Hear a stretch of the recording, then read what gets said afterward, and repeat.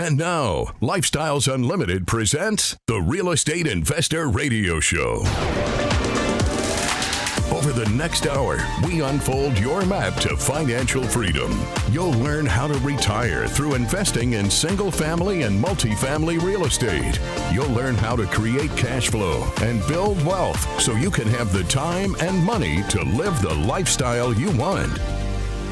Welcome to the show. My name is Al Gordon, and as always, we're working on your financial freedom. That's right, I have Jeff on today's show.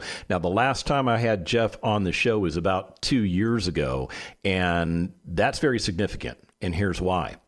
2 years ago, Jeff realized that he had retired himself using real estate as the catalyst. That happened 2 years ago. Now, what caused him to get himself retired 2 years ago? Well, we have to go back to 2019. Actually, in February of 2019, Jeff went into his manager's office. They had the annual review. Jeff's thinking, hey, you know what? This is where I get my raise. This is where I get rewarded for working massive hours, coming in on the weekend, staying late during the week, giving 150% to the organization. He went into that meeting thinking this is going to be a great result. And let me tell you what happened. His boss looked him straight in the eye and said, you know what, Jeff? You're a top performer. You do great. As a matter of fact, you're at the top of your pay band. So we can offer you a 2.3% raise. Have you been in Jeff's shoes? Have you been a peak performer? Have you been the type of person that gives all to the organization, expecting maybe that the organization would recognize you, that maybe the organization would respect your talents and your time, and finding out that you received a raise that was equivalent to a cost of living adjustment based on what inflation was doing to the economy? Have you been in Jeff's shoes? Well, Jeff's been in his shoes, and in 2019, that was it. I think that was the straw that broke your back, wasn't it, Jeff? It was indeed, yeah. In fact, I came out of that office, really I was pretty dumbfounded, and I made the point to tell him, Social Security got a higher raise than I did this year. And so as soon as I walked out of the office, I called my buddy that had been doing, they joined Lifestyles back in 2012, I think, and he went became the lead in 2016. And so I called him, and he'd been telling me I need to become a syndicator. And so I called him and said, all right, man, I'm ready to jump.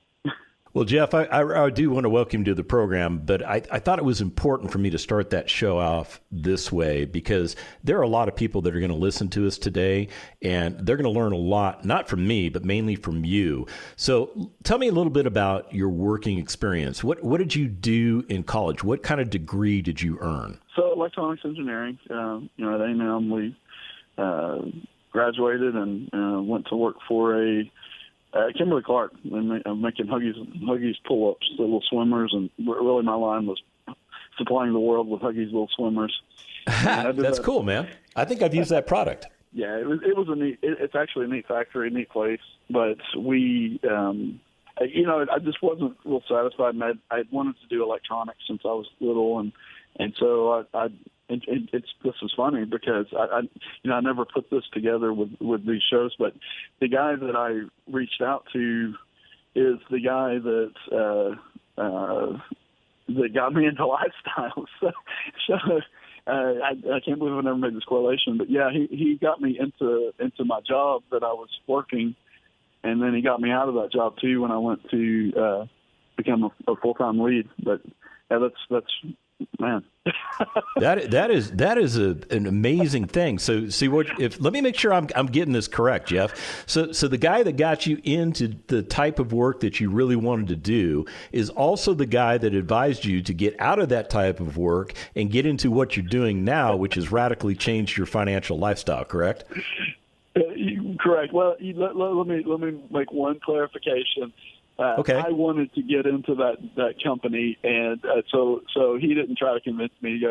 So I was wanting to go over there, but it just so happens that I went into that company and working for a sister group of what he was in, and we eventually got merged into the same group. So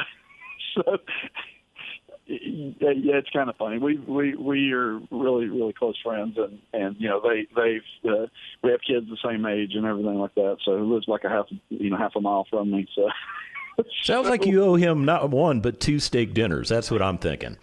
Yeah, the funny story behind that is I was ready to go give him buy him and his now wife dinner when I went to work for the company, the Texas Instruments, who it was. But anyway, I went to work for them, and so I'm sitting there at his desk one day, and he goes, "Huh?" And this was before we had the chance to go buy him dinner. He goes, "That's cool." I was like, "What?" He goes, "They made that job that you applied for a hot job, and so instead of $1,500, I'm getting $3,000." So he got a bonus for getting me hired in. He got a bonus. That's awesome. Yeah. Did they give you a bonus for being hired? No. Yeah, well, sign-on bonus, whatever. Yeah, whatever. Okay. So let me frame this for the audience. From the time you left college to the time in 2021 when you retired yourself, how much time were you working in the corporate America space? Until I joined Lifestyle, until I went into real estate. Gosh, that was a long time, from 99 to 2016. So 17 was that years. About 17 years? Wow, that sounds crazy when I think about it like that. So who was this guy that introduced you to Lifestyles? It's that guy that not only got you into Texas Instruments, he's also the guy that got you out of Texas Instruments. Yep, that pretty much sums it up. And it's funny, yeah. So how did this relationship with Kevin work out? Because I know Kevin's backstory. He was working at TI and he was doing the same thing you were doing, trying to get out of corporate America, and he escaped.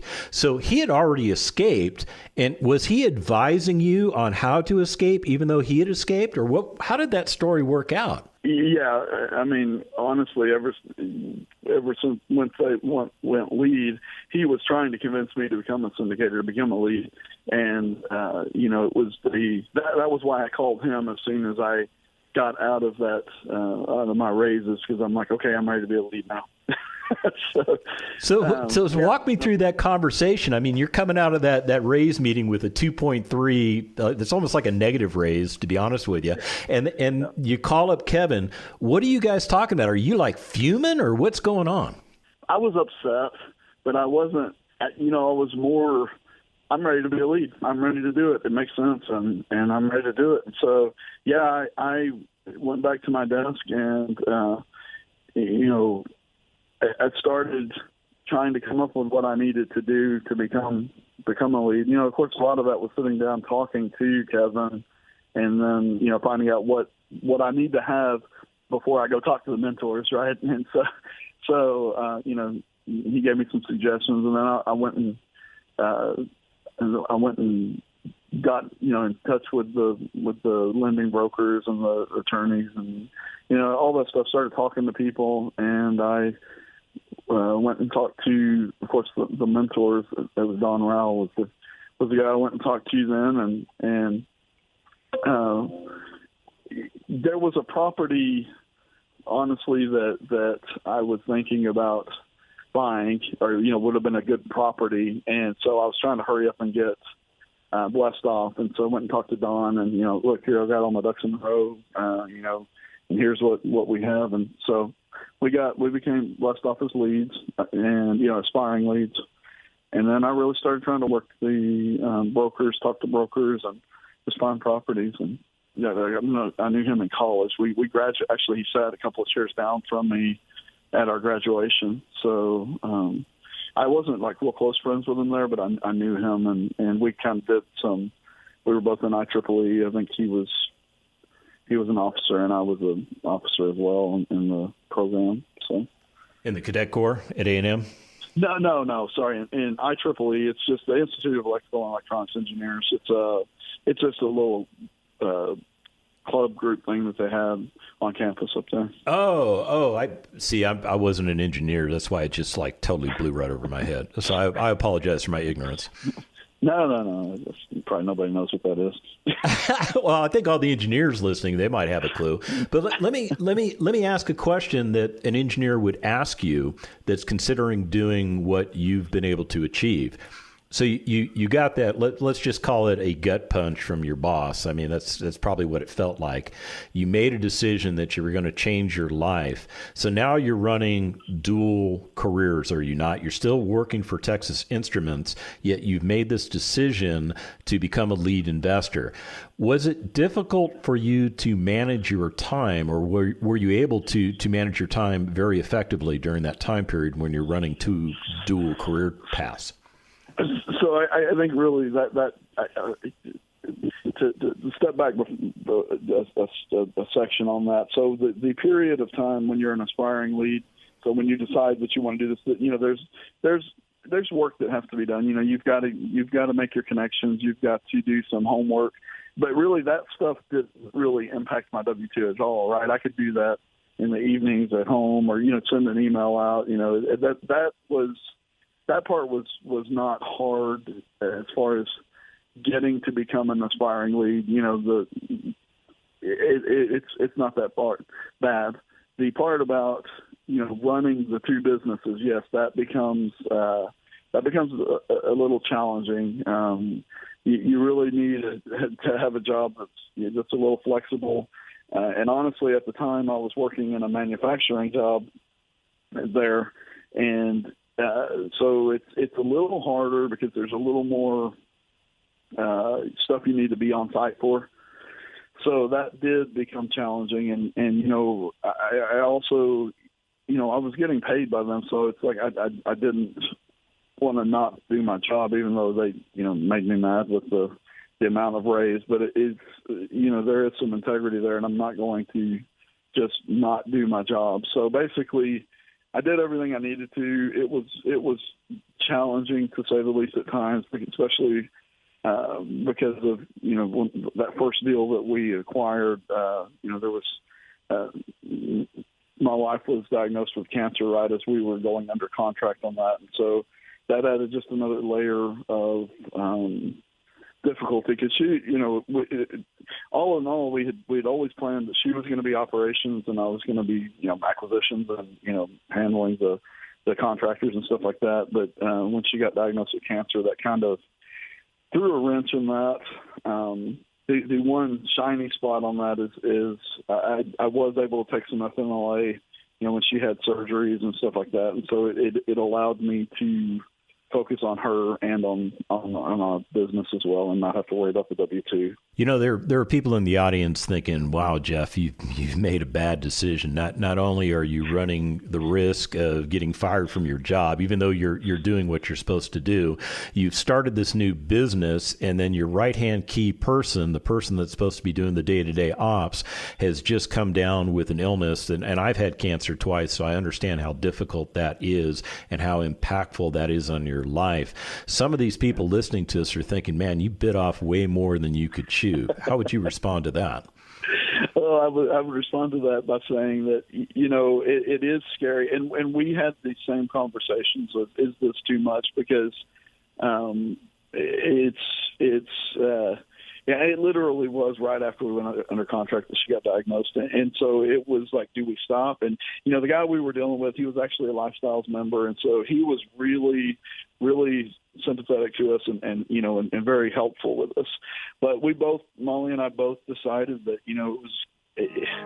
this was a blessing that kind of just came to us, and we're not going to turn away from it. And I've just been always the kind of person that works well under pressure, and I'm like, we'll get it done, And so you were in a perfect storm. We come back from the break. We're going to talk about the results. Stick around. Got questions? Call Lifestyles Unlimited at 855-497-4335. The Real Estate Investor Radio Show continues next. Del Walmsley on the economy and politics. What happens if the economy turns around and goes back down now the Democrats are in power, or inflation becomes rampant and all of a sudden it becomes very difficult to do business? I was listening to an economist the other day, and he pulled out this chart of GDP. He said, look, here's what I want you to do. He said, tell me anywhere from 1950 to 2021 where the Democrats took power and where the Republicans took power. He said, point it out for me. And the truth of the matter is you can't tell. If you're sitting on the sidelines waiting to see what the politicians are going to do, or waiting to see what the economy's going to do, if you're trying to predict the future, stop. Politicians and the economy have no bearing on your success or failure. Only you do. Register for the next live online free workshop. We'll unfold the map to retirement in 5 years or less, regardless of what's going on in the world. It's the same proven strategies we've been using for 30 years, through every political party and economic cycle you can think of. Register at lifestylesunlimitedworkshop.com.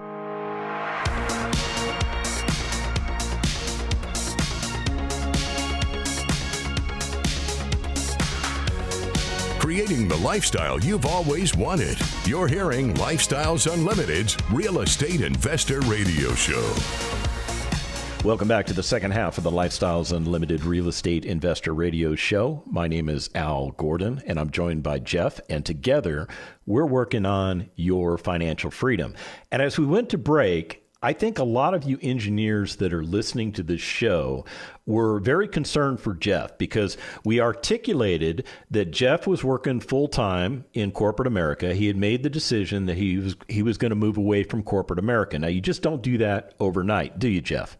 No, it's a process. So how did you ramp up your mindset? I mean, your mindset already got changed because you were disrespected by your employer. I mean, there's no other way to describe that. So you went full bore on becoming a lead. You talked to Kevin. Kevin gave you some pointers. You talked to Don, the mentor. He gave you some more pointers. You're building the business up. Your beautiful wife comes down with cancer. She's kind of taken out of the equation because of the health problems.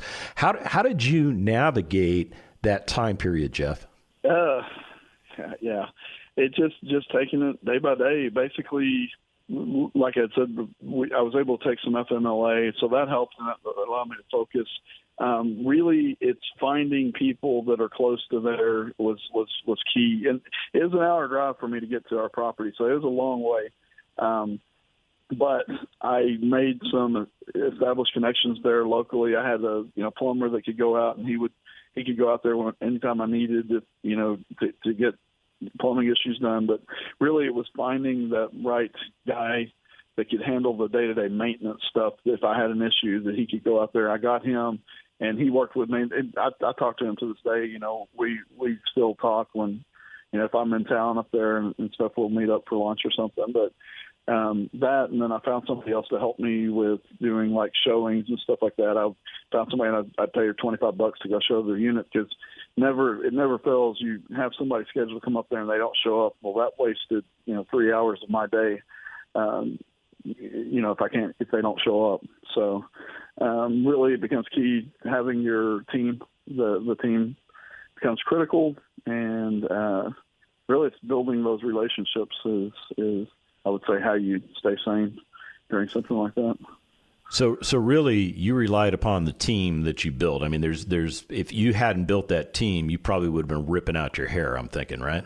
Oh yes, without a doubt. And then I was at first, when we first took over, and you don't know anybody, it's your first property. Yeah, I mean, I was calling people. There's this one guy down in the Austin group. He's actually Kevin's brother-in-law. I was calling him all the time, and I always feel bad. And I tell him, he goes, "No," he goes, "I have a lot to pay for," because he had just taken over a smaller property. He was like a year ahead of me, and so I was leaning on him for questions. And so you bought that 21-unit apartment building in Denison, Texas. That was your first asset, and it sounds like you self-managed. Is that correct? Yes. Okay. And you lived at least an hour away from Denton. So you live in the greater Dallas-Fort Worth area, but we're not going to tell anybody where, because we don't want anybody stalking you. Ironically, 2 years ago, when I had you on the show, we talked about this investment. And if you all want to listen to that show, just go into lifestylesunlimited.com, go into the audio archives. You can find that show if you want to listen to it. But you were in the process of getting ready to sell that asset the last time I had you on the show. It had not sold yet. We could not talk about the rates of returns that you generated in this property at that time. So now's the time for us to get into the meat and potatoes of that thing. How long did you own that asset for, and what kind of return did you develop for not only yourself but for your investors? Sure. That we had that property for a year and 4 months, and the total passive gain, the total investor gain was 103%. So that's including the proceeds from the sale plus the distributions that we had done on that. So, yeah, it was a good gain, especially for I guess that was.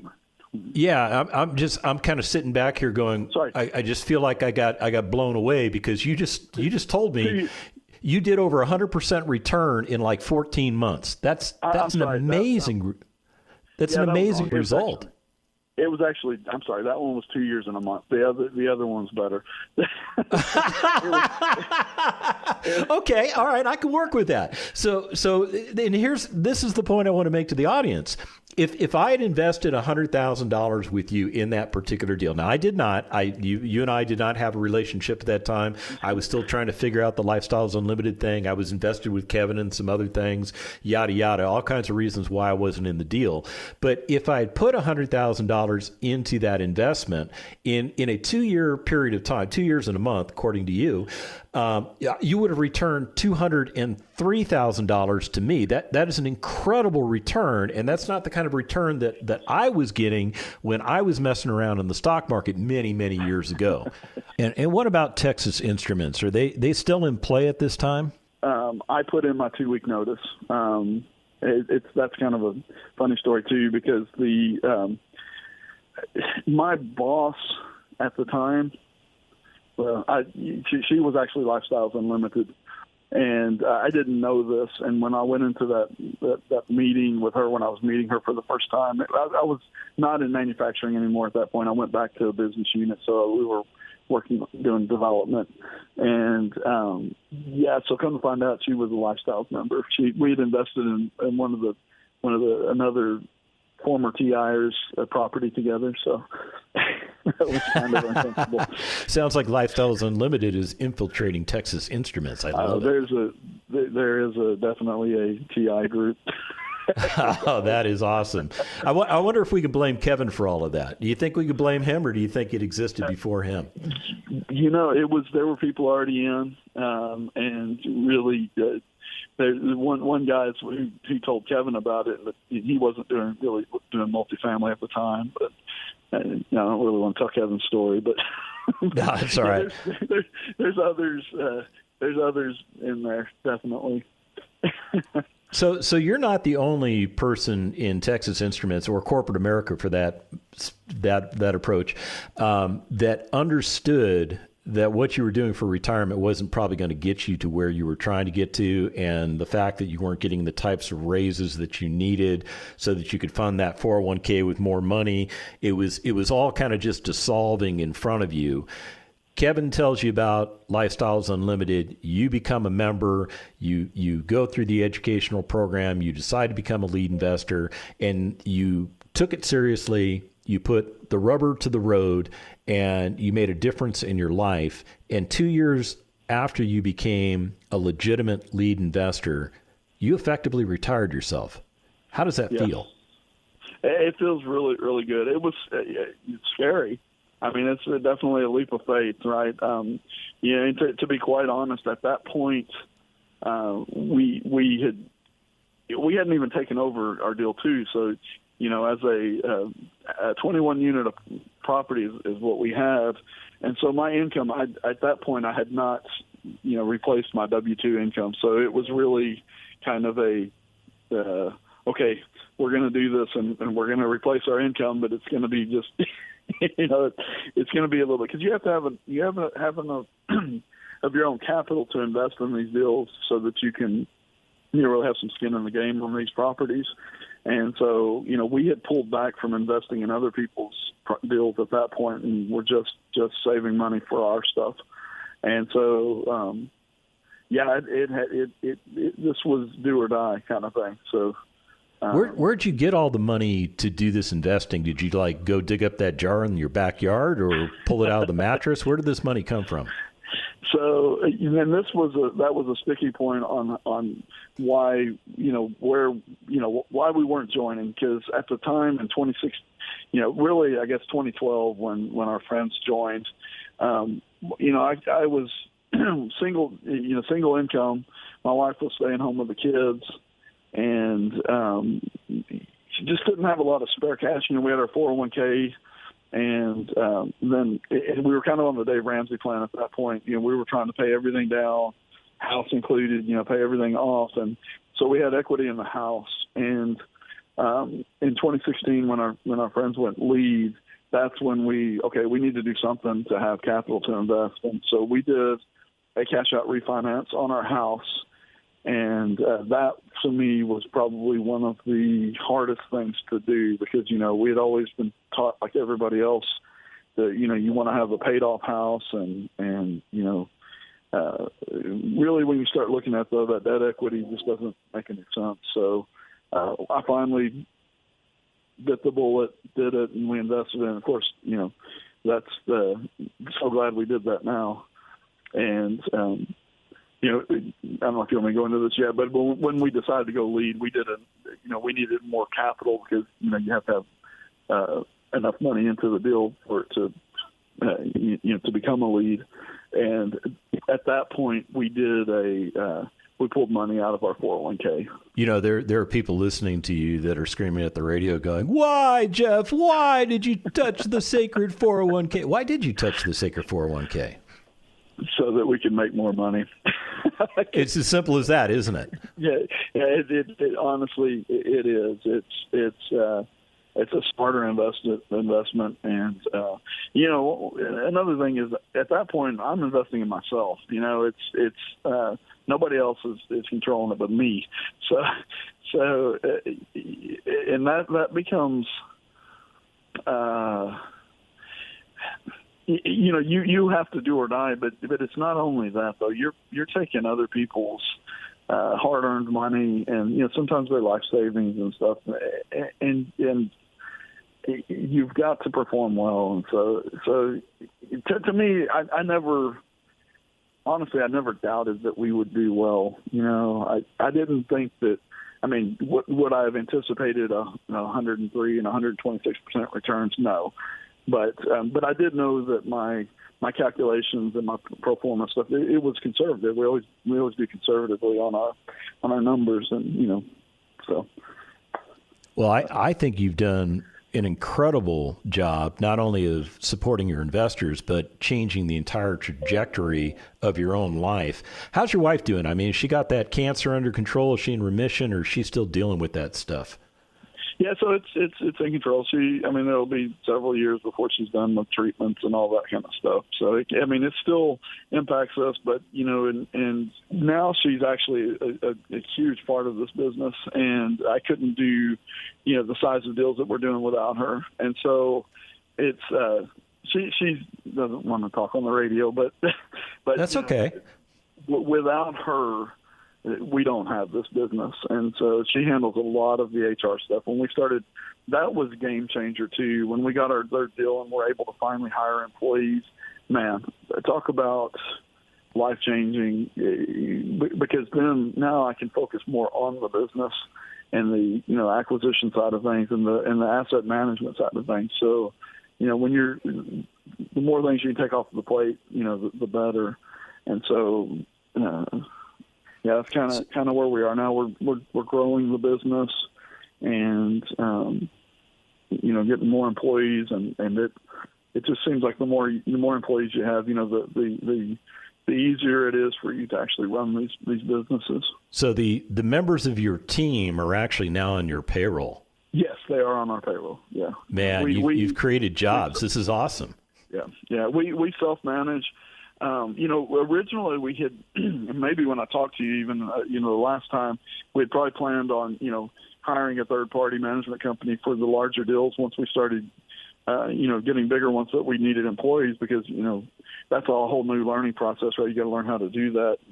But the more we got into it, the more it was like, I don't really want to trust somebody else with the property.